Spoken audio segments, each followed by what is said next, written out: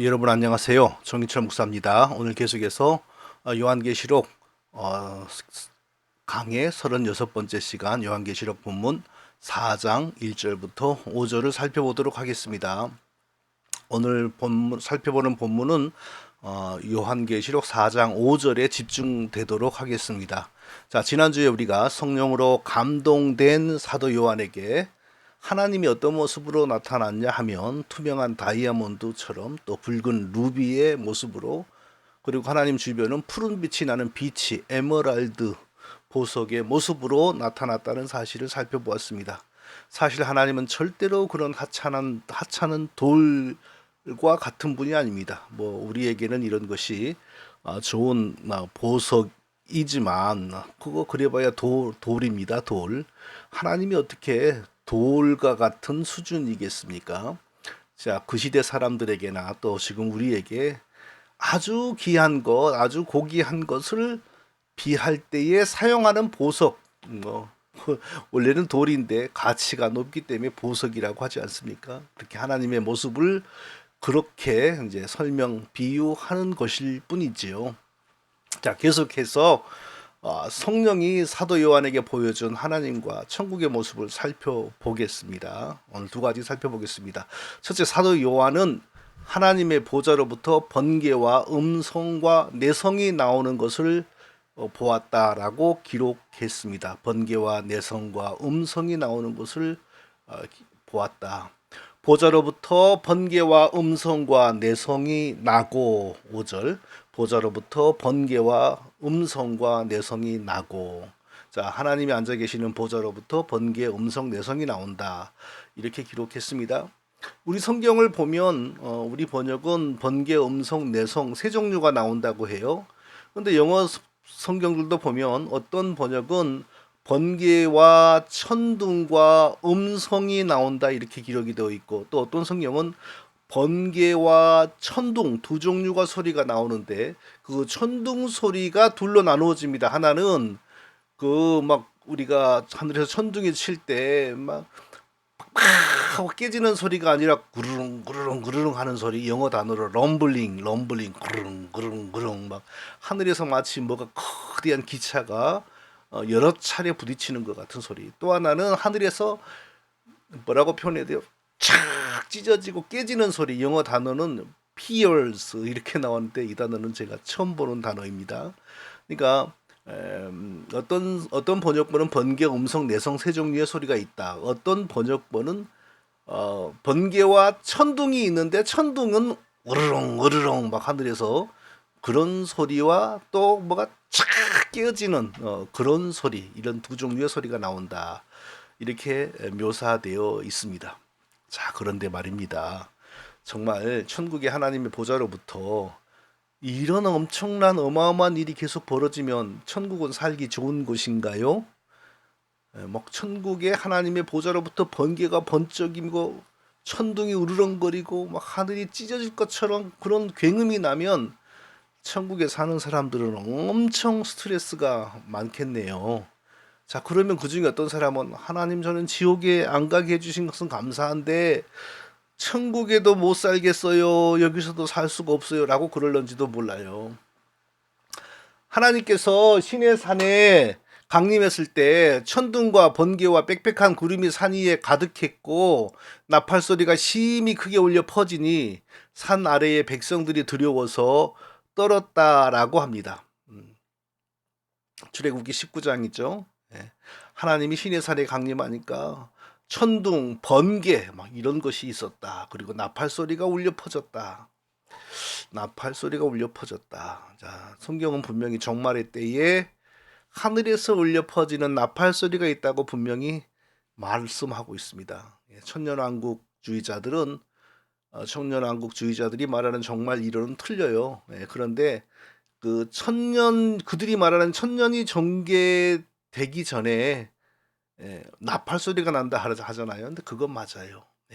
천년왕국 지난번에 제가 한번 언급했지만 그건 절대적으로 틀립니다. 그것은 극단적인 문자적 해석의 결과로 나온 이론입니다. 그 이론대로 하자면, 자, 지상에 결국 예루살렘에 결국 동물의 피로 제사 드리는 성전이 다시 회복이 됩니다.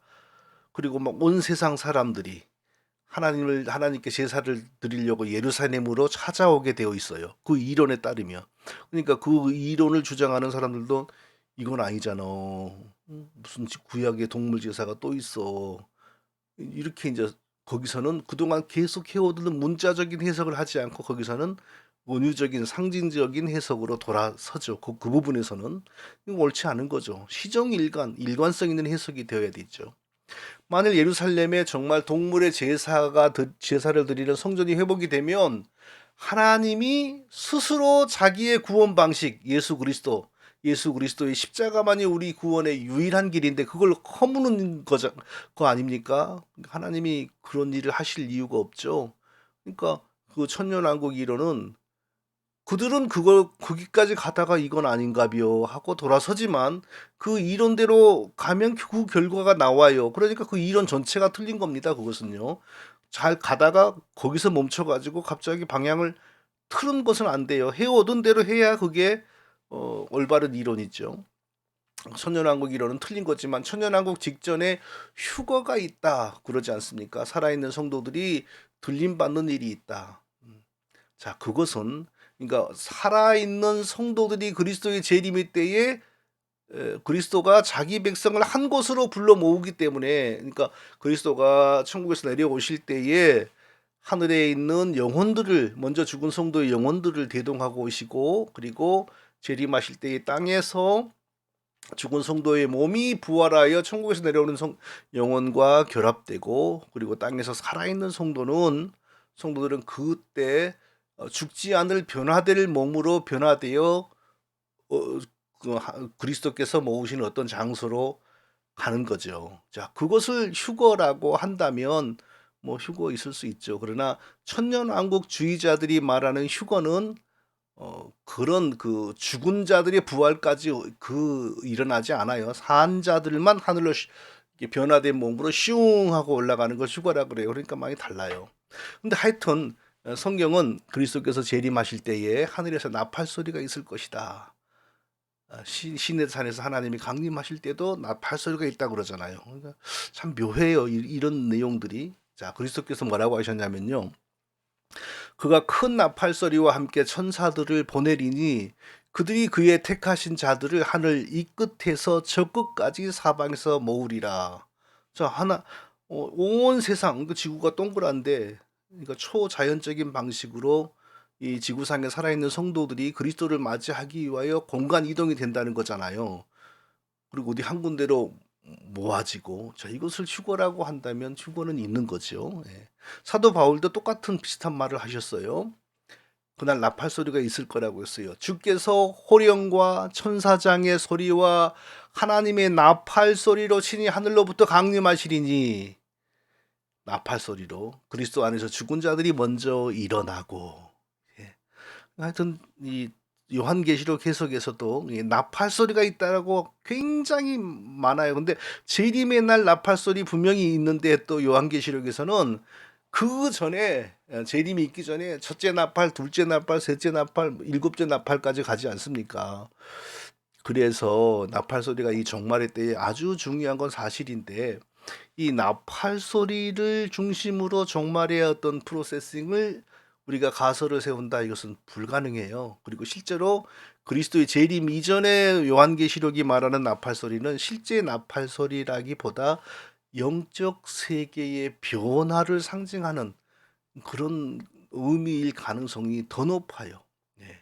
단지 우리는 그리스도가 재림하실 날 분명히 하늘에서 나팔 소리가 울려 퍼질 것이고 그리고 죽은 성도들의 몸이 부활하여 그리스도와 함께 내려오는 영혼과 결합될 것이고 그리고 살아있는 우리도 죽지 않을 몸으로 호련히 변화되면서 그리스도께서 이끄시는 어떤 곳으로 공간 이동될 것이다.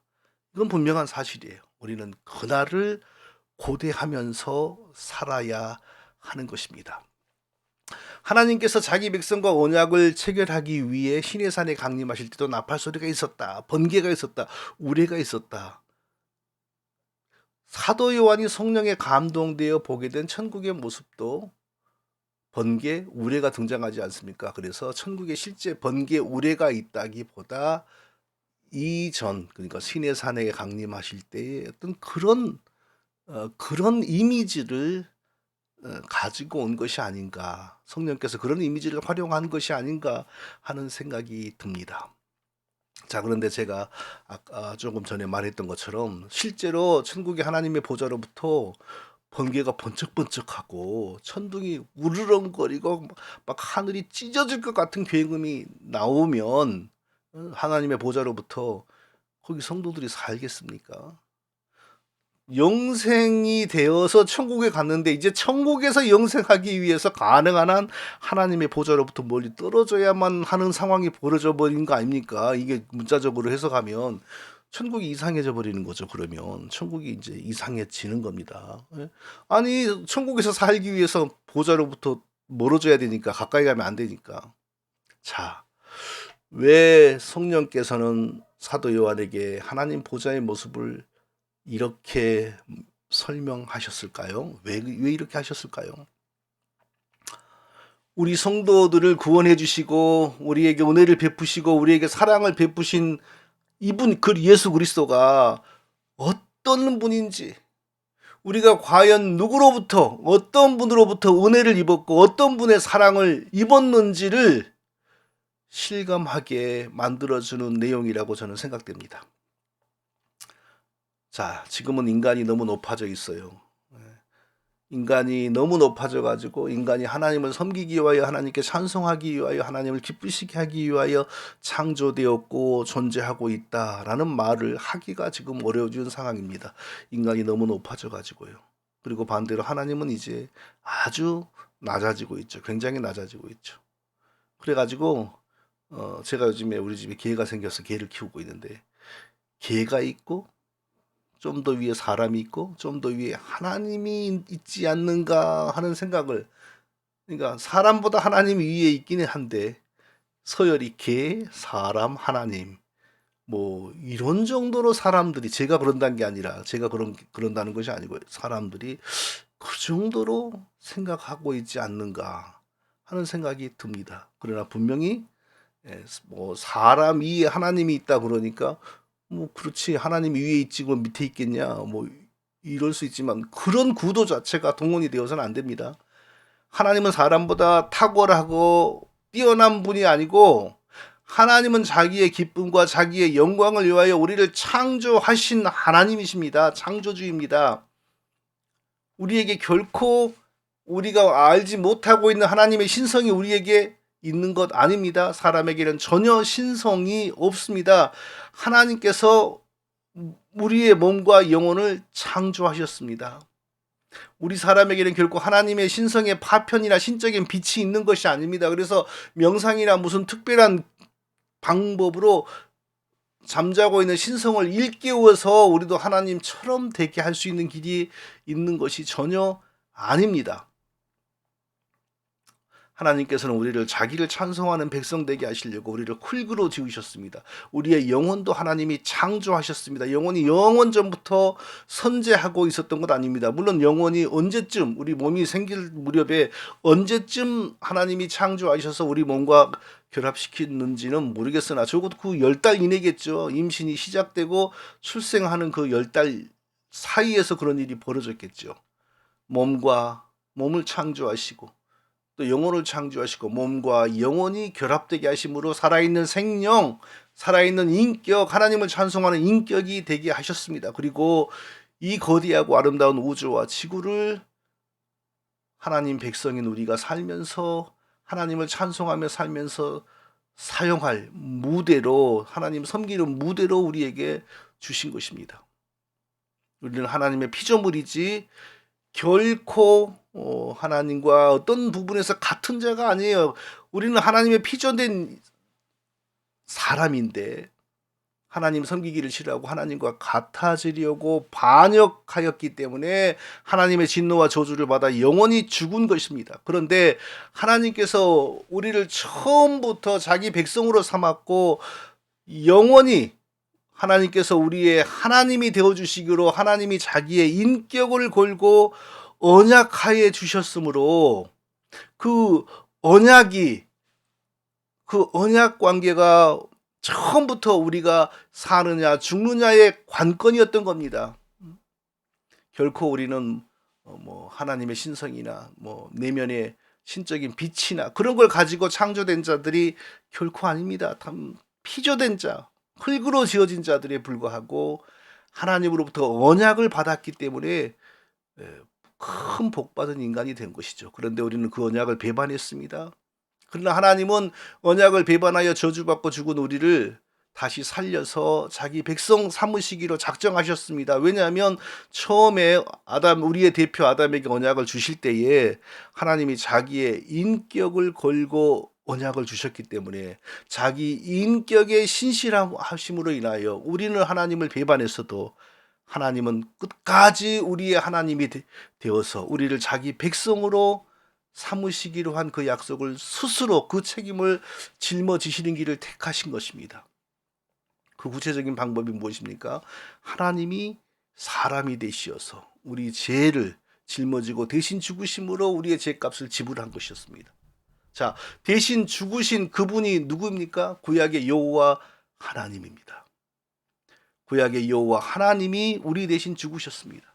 자, 요한복음 11장을 보면 요한복음이 이사야가 천상에서 본 하나님 이야기를 합니다. 그러다 갑자기 뭐라고 말하냐면 이사야가 이렇게 말한 것은 주의 영광을 보고 주를 가르쳐 말한 것이라. 요한복음 12장 41절. 이사야가 이렇게 말한 것은, 그러니까 이사야가 천상의 하나님 여호와 하나님을 본 얘기, 그것을 언급한 거예요. 이사야가 이렇게 말한 것은 주의 영광을 보고 주를 가르쳐 말한 것이라. 이렇게 말합니다. 예수 그리스도, 우리를 위하여 대신 죽으신 분 예수 그리스도가 구약의 여호와 하나님이다. 이 사실을 우리에게 분명히 말씀해 주고 있는 것이죠. 창조주 하나님이 죄로 죽은 자기의 피조물들을 살리기 위하여 대신 피조물과 같은 사람이 되시고 우리의 죄를 짊어지고 죽으심으로 우리의 죄값을 갚으신 것입니다. 반역죄로 말미암아 죽은 우리를 다시 살리기 위하여, 그리고 자기 백성으로 다시 회복하여 하나님을 찬송하기 만들기 위하여 죄 없는 사람의 모습으로 우리에게 오신 것입니다. 자, 이거 한번 생각해 보십시오. 성령에 감동되었던 사도 요한이 환상 가운데 하늘의 보좌를 보았죠. 그 보좌는 과연 누구의 보좌였을까요? 우리는 경험적으로 이성적으로 아버지 하나님의 보좌, 성부의 보좌 이렇게 생각합니다. 자, 그러면 성부의 보좌가 있으면 또 우리는 경험적으로 이성적으로 성자의 보좌, 예수의 보좌, 성령의 보좌 이렇게 또 생각도 하겠죠. 다른 보좌가 또 있을 것이라고. 그러나 성경 어디에도 성부의 보좌, 성령의 보좌, 뭐 성자의 보좌가 따로따로 있다고 나오지 않습니다. 자, 나중에 우리가 천국에 가면은 보좌에 앉아있는 성부에게 문안드리고, 그 다음에 보좌에 앉아있는 성자에게 문안드리고, 또 보좌에 앉아있는 성령에게 문안드릴까요? 세 분의 하나님에게 인사를 차례차례 드릴까요? 절대 그럴 일 없습니다. 기독교의 하나님은 삼위일체의 하나님이시죠. 결코 삼신의 하나님이 아닙니다. 하나님을 셋으로 찢는 삼신 개념도 기독교를 파괴하는 이단이고, 반대로 하나님을 구약의 유대인들, 구약의 그러니까 여호와만 믿은 지금의 유대인들처럼 한 하나님으로만 믿는, 그러니까 단일신 사상도 이단입니다. 하나님은 처음부터 끝까지 하나의 신적 본질을 공유하는 세 위격, 세 인격의 하나님이신데, 이 세 인격은 시간이나 공간에 있어서 결코 우열이 있고 순서가 있는 것 아니고요. 권능에 있어서도 서열이 있는 것 아니고요. 또 하나로 뭉쳐지는 것도 아니고요. 뭉개지는 것도 아니고 셋으로 쪼개지는 것도 아닙니다. 그러므로 우리가 이해할 수는 없지만 적어도 천국에 갔을 때 성부 하나님 안녕하세요. 그 다음에 또 거기를 성자 하나님 안녕하세요. 그 다음에 또 거기를 위해서 성령 하나님 안녕하세요. 이렇게 세 하나님에게 각각 문안드릴 일이 없다는 것은 분명한 사실입니다. 그렇다면 삼신을 기독교 하나님이 삼신이 되는 것이죠. 자, 성령에 감동된 사도 요한에게 보여진 거대한 보좌는 삼위일체의 신비 안에서 구약의 여호와 하나님, 그리고 그 신약에서 자기를 예수 그리스도로 계시하신 그 하나님의 보좌인 겁니다. 삼위일체 신비 안에서 구약의 여호와 하나님이 우리와 같은 사람이 되시어서 우리 대신 죄를 짊어지고 십자가에 달려 죽으신 그 하나님의 보좌인 것입니다. 그러니까 다시 말하면 사도 요한이 본 그 보좌는 우리 죄를 짊어지고 죽고 부활하신 예수 그리스도의 보좌인 것입니다. 또 여기서 그럼 성부의 보좌는 어디 있나요? 이렇게 물으면 여전히 우리가 하나님의 삼위일체의 신비를 뭐 어차피 이해할 수 없는 거지만 또 그럼에도 불구하고 또 지금도 이해를 못하고 있으니까 또 그런 질문을 하게 되는 거죠. 삼위일체의 신비의 하나님, 우리가 천국에 가면은 결코 세 하나님에게 각각 무난할 일이 없다. 이 점을 우리가 붙들어야 돼요. 이해가 되지는 않지만. 자, 그런데 왜 그 보좌에서 번개가 치고 천둥이 으르렁거리고 뭐 천둥이 쳐서 하늘이 찢어지는 소리가 나오고 이런 그렇게 하나님의 보좌를 묘사했을까요? 내가 너희를 위하여 죽을 고생을 했으니 내 공로로 천국에 온 너희들도 한번 죽어봐라 하고 고생시키시는 건가요? 네, 그런 건 아니죠. 예, 천둥 소리, 우레 소리, 번개는 예나 지금이나 우리에게는 공포, 우리가 결코 범접할 수 없는 어마어마한 자연현상입니다. 특히 옛날 사람들에게는 천둥, 번개가 신의 계시이거나 신의 대리자를 뭐 이렇게 증명해주는 그런 엄청난 것이었죠. 십자가에서 우리를 위하여 죽으시고 부활하신 그리스도의 위엄과 권세와 능력과 영광이 얼마나 엄청나고 우리 사람이 감히 범접할 수 없을 정도로 어마어마한 것이라는 사실을 이런 모습으로 보여주는 것입니다.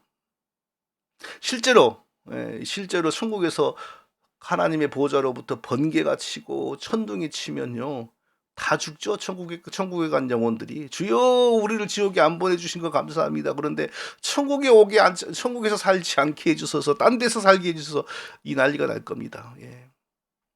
이렇게 천둥, 번개가 하나님의 보좌로부터 나온다라고 이렇게 묘사한 것은, 성령께서 그런 모습으로 보여준 것은 사람이 되셔서 우리 죄를 짊어지고 대신 죽으신 예수 그리스도가 원래 어떤 분이신지, 우리가 어떤 자세로 그분을 찬송하고 경배해야 합당한지에 대해서 느껴라고 보여주는 것 아니겠습니까? 가벼운 자세로 그리스도를 뭐 친구 중에서도 좀 귀한 친구 정도로 존경하는 것이 바로 오늘날 성도 우리들에게서 많이 나타나는 모습입니다. 뭐 그리스도가 우리의 친구, 뭐 맞는 말이죠. 그런데 진짜 우리가 말하는 그런 친구는 아니지 않습니까? 네. 어떤 분이 우리를 사랑해 주셨고, 어떤 분이 우리를 위하여 대신 죽어 주셨고, 어떤 분이 우리를 천국 가게 해 주셨는지 그것을 느끼게 해주기 위하여 천둥, 번개, 자, 이런 것이 지금 동원되고 있는 것입니다. 자, 사랑하는 성도 여러분, 우리가 이런 모습을 통하여 하나님이 우리에게 예수 그리스도를 어떤 자세로 찬송하고 경배해야 마땅한지를 보여주고 있는 것입니다.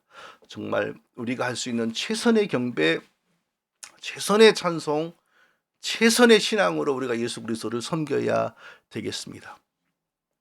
자, 둘째로 사도 요한이 또 무엇을 봤냐면요, 성령에 감동되어서 하나님의 보좌를 보니까 번개가 치고 천둥 소리가 하나님의 보좌로부터 나오는데 그 앞에 7등불이 있었다. 7등불을 보았습니다. 보호자 앞에 7등불이 켠 것이 있으니 이는 하나님의 7영이라. 신비한 내용입니다. 7등불이 있는데 그게 하나님의 7영이다. 그러니까 하나님의 7영이 마치 7개의 등불처럼 하나님 보좌 앞에 앉아 있더라. 그것을 본대로 쓴 것이죠. 성령이 그런 것을 보여주신 거죠. 요한계시록에서 신비한 것이 바로 7영입니다. 7영, 하나님의 7영. 전체 성경에서 하나님의 7영은 여기밖에 요한계시록에서만 나옵니다. 근데 기독교에서 하나님의 7영이라는 그런 개념은, 그런 것은 실제로 존재하지 않습니다. 그러니까 하나님의 일곱 영이 성령을 의미한다는 것은 분명합니다. 왜냐하면 1장에서 제일 먼저 등장하는데 삼위일체 하나님을 묘사하는데 성령의 자리에 하나님의 일곱 영이 나옵니다. 그러니까 하나님의 일곱 영이 성령을 상징한다. 왜 일곱 영이라고 하는지 이건 다른 문제고요. 좀 이따 또 제가 한번 설명해 보겠습니다. 그러니까 요한계시록에서 하나님의 일곱 영이 성령을 뜻한다라는 것은 분명한 사실입니다. 자, 요한계시록 5장 6절에서 하나님의 일곱 영이 곧 성령이라는 사실이 더 분명하게 나타납니다. 5장 6절에서 내가 또 보니 보좌와 내 생물과 장로들 사이에 한 어린 양이 서 있는데 일찍이 죽음 당한 것 같더라. 예수 그리스도죠. 네, 일찍이 죽음 당한 것 같더라. 한 어린 양이 서 있는데 일찍이 죽음 당한 것 같더라. 그에게 일곱 뿔과 일곱 눈이 있으니, 그러니까 예수 그리스도에게 일곱 뿔과 일곱 눈이 있으니, 이거 다 상징적인 거죠. 예수님에게 일곱 뿔이 있어요? 일곱 눈이 있어요? 전혀 그렇지 않죠. 그러니까 뭔가 지금 은유적인 표현입니다. 뭔가 어떤 내용을 전달하기 위해서. 자, 그에게 일곱 뿔과 일곱 눈이 있으니 이 눈들은 온 땅에 보냄받은 하나님의 일곱 영이더라. 온 땅에 보냄을 받았어요. 하나님의 일곱 영. 뭐죠? 사도행전 2장에 오순절 성령 강림으로 성령이 지상의 신자들에게 부어졌지 않습니까? 하나님의 일곱 영. 오순절에 지상에 부어진 성령을 하나님의 일곱 영이라고 지금 말씀하고 있는 게 확실합니다. 예. 그러면 왜 일곱 영 성령이 그리스도의 이게 이렇게 딱 붙어 있는 뿔처럼 눈처럼 있다고 할까요? 신약 시대에는 성령이 그리스도 이름으로 오셔서 그리스도를 대신하여 그리스도 이름으로 역사하기 때문에 신약 시대는 성령과 그리스도가 일치됩니다. 그래서 이런 상징. 그러니까 이게 해석이 안 됐을 때는 아주 기괴한 내용인데 해석이 되면은 다 맞아요. 짝이 맞아요. 쉽게 말해서 짝이 맞고 아구가 맞아요. 이게요. 예. 그리스도가 부활하시고 나서 자기 이름으로 성령을 보내고 성령은 예수의 영으로 지상에서 역사합니다. 언제까지? 예수님은 재림의 때까지. 그러니까 요한계시록에서 말하는 하나님의 일곱 영은 실제로 다 존재하는 어떤 다른 영이 아니라 삼위일체 신비 안에서 성령을 상징한다. 이렇게 이해를 하는 것이 분명히 맞습니다. 그러면 왜 여섯 영도 아니고 여덟 영도 아니고 일곱 영이라고 했을까요? 참 이게 하나님 스스로 내가 일곱 영이라고 한 이유는 이러이러하다라고 말씀한 적이 없죠. 그래서 설명하기 어렵지만 일반적으로 일곱은 완전을 상징한다. 하나님의 성령의 완전성, 하나님의 성령의 전지성, 전능성을 상징하기 위하여 일곱 영이다. 일곱 영으로 이렇게 표현했다. 물론 나중에 우리가 천국에 가서 하나님 왜 성령을 일곱 영이라고 했어요? 아홉 영도 아니고 여덟 영도 아니고 여섯 영도 아니고 일곱 영이라고 하셨어요? 라고 물어봤을 때 그 답변이 가장 정확하겠지만 지금 우리가 지상에서 유추하기로는 하나님의 성령의 완전성을 상징하기 위해서 일곱 영이다라고 했다. 이런 짐작이 가장 바람직할 것 같습니다. 자, 그러면 성령께서 왜 사도 요한에게 하나님의 보좌 앞에 일곱 등불과 같은 모습으로 하나님의 일곱 영 성령이 있는 것으로 보였을까요? 자, 조금 전에 제가 말한 것처럼 그리스도의 부활 승천 이후에는 성령이 전적으로 그리스도와 일치됩니다. 그러니까 하나님의 역사가 그리스도의 구속이 다 성령을 통하여 우리에게 집행이 되고 적용이 됩니다. 성령이 예수의 영이 되어서 예수 그리스도의 역할을 대신합니다. 딱 한 번 신약 시대에 그리스도가 친히 지상에서 역사하신 적이 있는데 그것은 너무나 중요한 일. 사도 바울을 사도로 부르시는 일. 다메섹에서 그때 한 번입니다. 나머지는 전부 성령이 예수의 영이 되시어서 예수 그리스도의 일을 다 대신했습니다. 한 번도 그것 외에 그리스도가 친히 지상에 강림하신 적이 없습니다. 예수님이 나중에 재림할 때 이제 친히 오시는 거죠.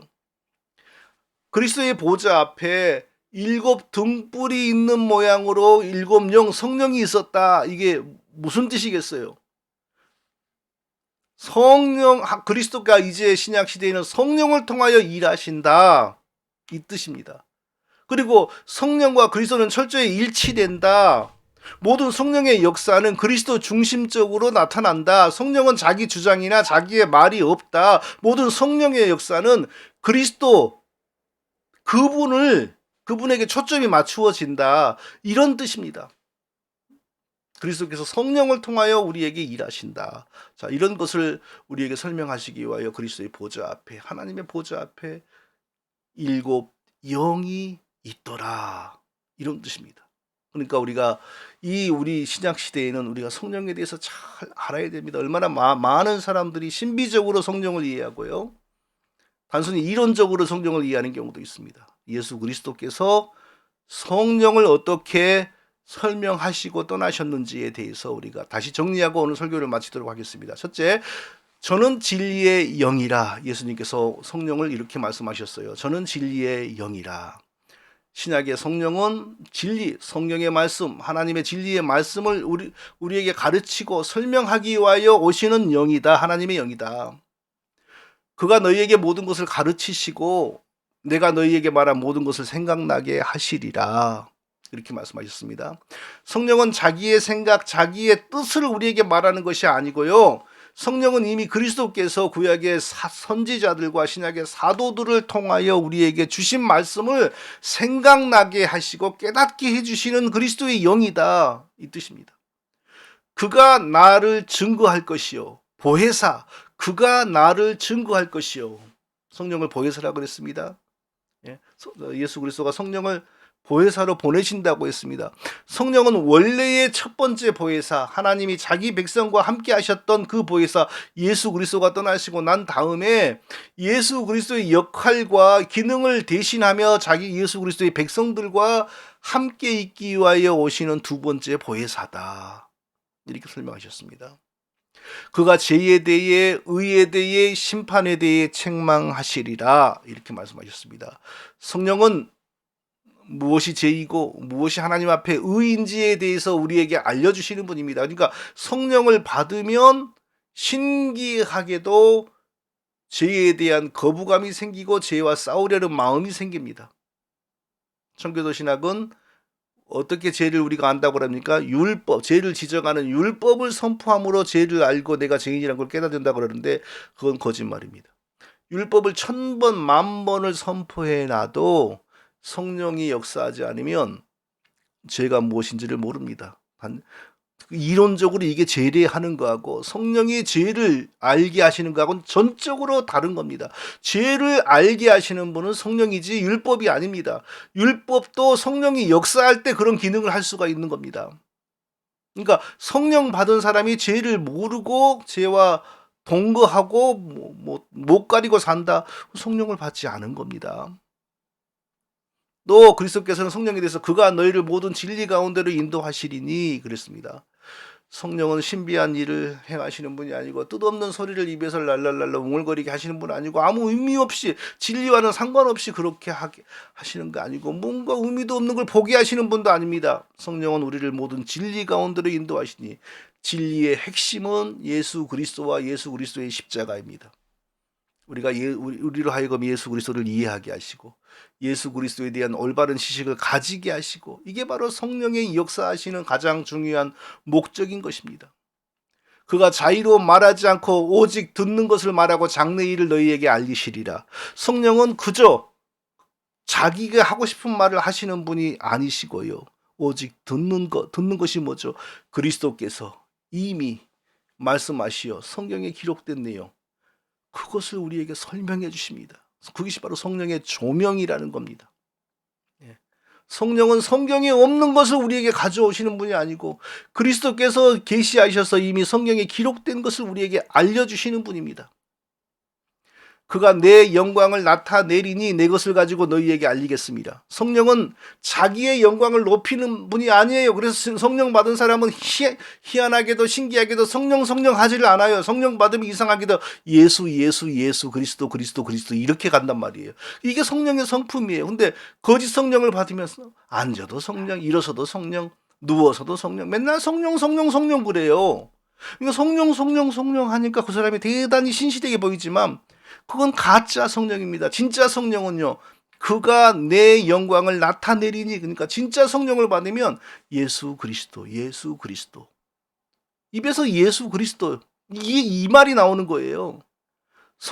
가짜 성령을 받으면 성령으로부터 이상한 예언이 나와요. 그런데 진짜 성령을 받으면 그가 내 영광을 나타내리니 내 것을 가지고 너희에게 알리겠습니다. 내 것, 그리스도께서 이미 사도들과 선지자들 통하여 말씀하셔서 성경에 기록된 그 말씀을 우리에게 설명해주고 가르쳐준다. 그러니까 기독교의 성령, 하나님 보호자 앞에 7 등불과 같은 모습으로 있는 7 영 성령은 철저히 그리스도 중심이고 그리스도의 역할과 기능을 대신하시고 그리스도의 속죄를 우리에게 적용하시는 성령이에요.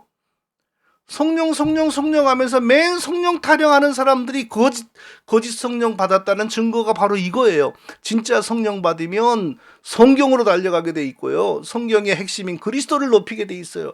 그저 입으로 성령 하는 사람들, 그리고 이상한 소리하고 신비한 소리 하는 사람들, 성령 받지 않은 거에 악령 받은 거고 성령을 모조하는 귀신 받은 겁니다. 사랑하는 성도 여러분, 나타나는 모든 역사가 다 성령의 역사가 아닙니다. 거짓 영의 역사가 너무나도 많습니다. 하나님 보호자 앞에 7 등불과 같은 모습으로 계신 하나님의 7 영 성령은 성경이 말씀하시는 이러한 일을 우리 가운데서 행하십니다. 부디 저와 우리 안에 성령의 이와 같은 역사가 충만하여 날로 성령의 인도하심과 조명하심으로 말미암아 성경을 배우고 성경이 우리 삶에 적용되고 그리스도를 높이는 우리 삶이 되시기를 예수님의 이름으로 축원드립니다. 거룩하신 아버지 하나님, 오늘도 저희들에게 복된 예배를 주셔서 감사합니다.